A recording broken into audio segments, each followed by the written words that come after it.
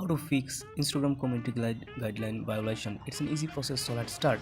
So first of all, when you open your Instagram app, and if you are see that your Instagram showing that you have violate the community guidelines of Instagram, then your account is now temporary or permanent disabled, then open any browser and search Instagram appeal. So after that, just when you search this and then just click to the my Instagram account was deactivated.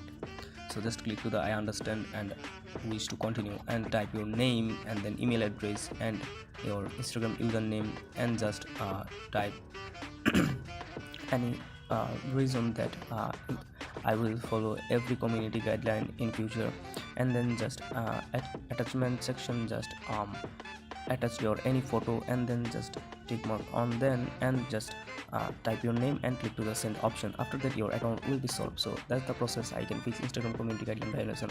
So hit the subscribe button and thank you guys.